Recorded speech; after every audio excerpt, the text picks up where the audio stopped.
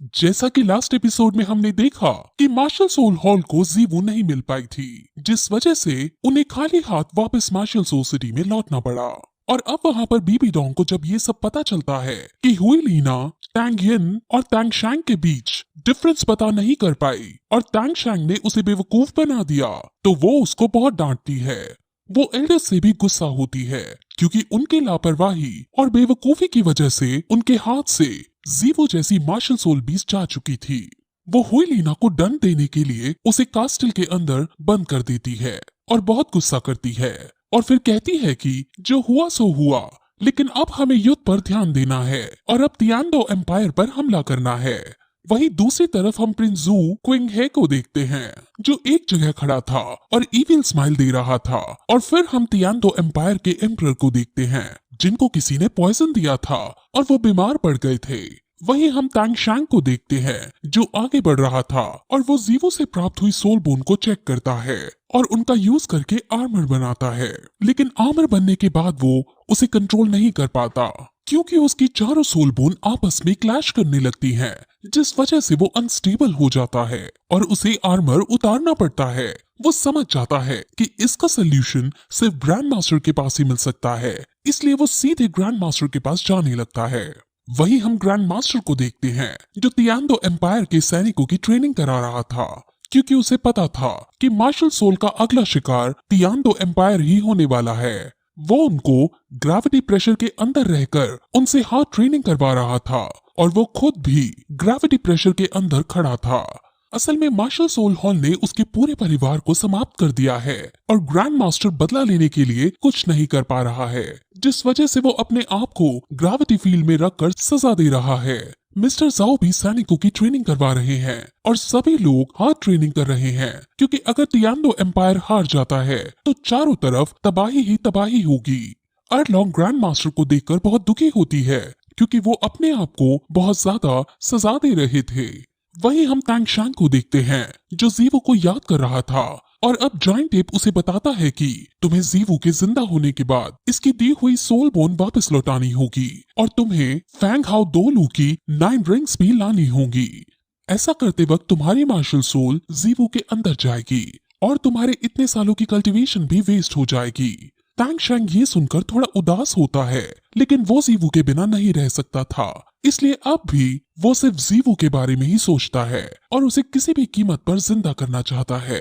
अब वो फिर जॉइंट टेप को अलविदा बोलकर तियानडो एम्पायर में ग्रैंड मास्टर से मिलने के लिए जाता है और वहां तियानडो एम्पायर में जाकर वो पैलेस की तरफ आगे बढ़ने लगता है, लेकिन तभी रास्ते में चौथे नंबर का प्रिंस आता है और उसके सैनिक प्रजा को पीटते हैं और वो टैंग शैंग को भी कोड़ा मारने की कोशिश करते हैं, लेकिन टैंग शैंग उसको रोक लेता है और टैंग शैंग की इस गुस्ताखी को देखकर सभी सैनिक एक साथ टैंग शैंग पर हमला कर देते हैं, लेकिन टैंग शैंग अकेला ही उन सभी को मार गिराता है। अब फिर चौथे नंबर का प्रिंस जिसका नाम जू बैंग है वो गाड़ी से नीचे उतरता है। जू बैंग बहुत एरोगेंट नेचर का है और वो हमेशा प्रजा को तंग करता है। अब टैंग शैंग इसके घमंड और इसकी एरोगेंसी को तोड़ने के लिए इसको भी पीटने के लिए आगे बढ़ता है, लेकिन तभी उसकी प्रोटेक्शन में पॉइजन मास्टर आते हैं और वो टैंग शैंग को पीछे हटने को कहते हैं। पॉइजन मास्टर टैंग शैंग को नहीं पहचान पाते क्योंकि टैंग शैंग की अपीयरेंस चेंज हो चुकी थी। टैंग शैंग अब उन्हें अपना इंट्रो देता है और कहता है कि आपकी नजर इतनी कमजोर कैसे है जो आप मुझे पहचान नहीं पाए। पॉइजन मास्टर अब समझ जाते हैं कि ये और कोई नहीं बल्कि टैंग शैंग है और वो उसको देखकर बहुत खुश होते हैं और उसके पास जाकर उसका हालचाल पूछते हैं। वो प्रिंस बैंग से कहता है कि ये मेरा दोस्त है और फिर टैंग शैंग और पॉइजन मास्टर एक कमरे में जाते हैं और अब वहाँ वो एक दूसरे से बातें करते हैं। टैंग शैंग उन्हें अपनी सारी स्टोरी बताता है कि कैसे जीवू एक रैबिट में ट्रांसफॉर्म हो गई है और वो कैसे अब जीवू को जिंदा करने के लिए यहाँ वहाँ भटक रहा है। वो मार्शल सोल हॉल से बदला लेना भी चाहता है, लेकिन वो पहले खुद को स्ट्रॉन्ग करेगा। अब टैंग शैंग पॉइजन मास्टर से पूछता है कि आप जू बैंग जैसे एरोगेंट लड़के की प्रोटेक्शन के लिए क्यों उसके आसपास घूम रहे हो, जिस पर पॉइजन मास्टर उसे सब बात बताता है कि आखिर तियानडाओ के राज घराने में चल क्या रहा है। असल में तियानडाओ के एम्परर के 4 बेटे हैं, जिसमें से बीच के 2 तो बचपन में ही पॉइजन से मर गए थे। इन दोनों की मौत का जिम्मेदार शायद लुओ क्विंग हे है, लेकिन उसके खिलाफ किसी को कोई सबूत नहीं मिला था क्योंकि इन दोनों की मौत किसी ऑर्डिनरी पॉइजन से नहीं बल्कि पॉइजन मार्शल सोल वाले आदमी ने की है।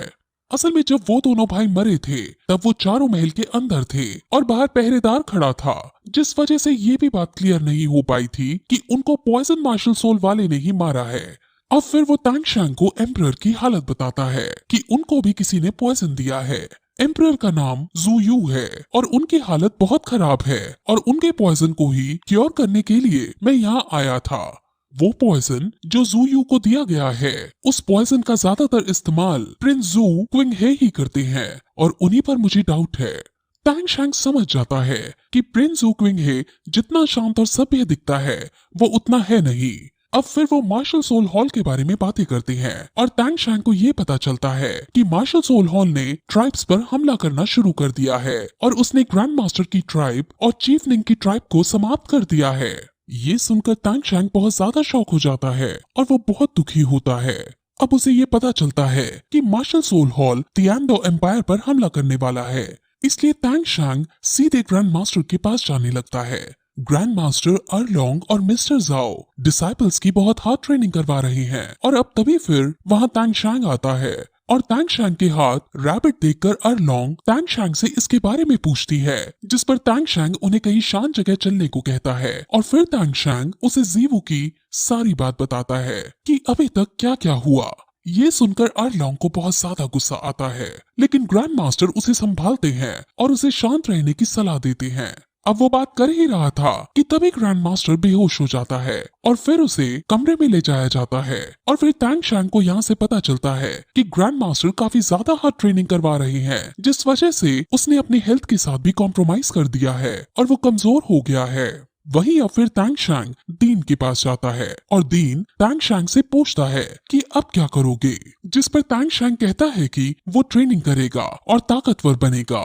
दीन उसे उसके फ्यूचर के लिए विश करता है और कहता है कि तुम यहीं रहकर ट्रेनिंग कर सकते हो क्योंकि मोटू और निंग डोंग डोंग भी यही हैं। तुम्हें जो भी फैसिलिटी चाहिए होगी वो तुम्हें तियानडो एम्पायर प्रोवाइड करा देगा। अब फिर अगले दिन तांगशांग मेडिटेट करता है और सोचने लगता है कि वो कौन कौन से नए नए हिडन वेपन बना सकता है जो मार्शल सोल हॉल के खिलाफ कारगर साबित होंगे। अब फिर वो मोटू के पास जाता है और कहता है कि वो अपनी एक नई सेक्ट बनाएगा। मोटू ये सुनकर बहुत खुश हो जाता है और अब तांगशांग अपनी इस नई सेक्ट का नाम तांग सेक्ट रखने का डिसाइड करता है, क्योंकि पिछले जन्म की नॉलेज के बेस पर वो अपने इस सेक्ट को आगे बढ़ाएगा। मोटू पूछता भी है कि क्या तुम्हारी सेक्ट हमारी इस सेक्ट से दुश्मनी नहीं लेगी और क्या वो बुरा नहीं मानेगी कि तुमने तियान हाउस सेक्ट को छोड़कर अपनी एक सेक्ट बना ली। इस पर तांगशांग कहता है कि तियान हाउस सेक्ट अब बंद हो चुकी है और अब मैं अपनी सेक्ट बनाऊंगा और फ्यूचर में बंद हुई तियान हाउस सेक्ट को भी सहारा दूंगा। अब फिर उन्हें वहाँ निंग डोंग डोंग दिखती है और तांगशांग उसके पास जाकर उससे उसके पापा की हालत पूछता है जो काफी खराब थी।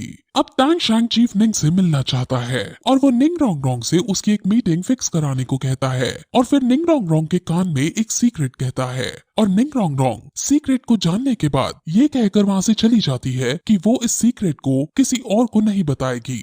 वहीं हम ऑस्कर को देखते हैं जो पेड़ के नीचे छुपकर सब देख रहा था और उसे लगने लगता है कि निंग डोंग डोंग का तांगशांग के साथ चक्कर चल रहा है। हालांकि वो ये नहीं पहचान पाता कि ये तांगशांग है, इसलिए वो निंग डोंग डोंग के जाने के बाद सीधे तांगशांग के आगे आ जाता है और फिर यही एपिसोड खत्म हो जाता है।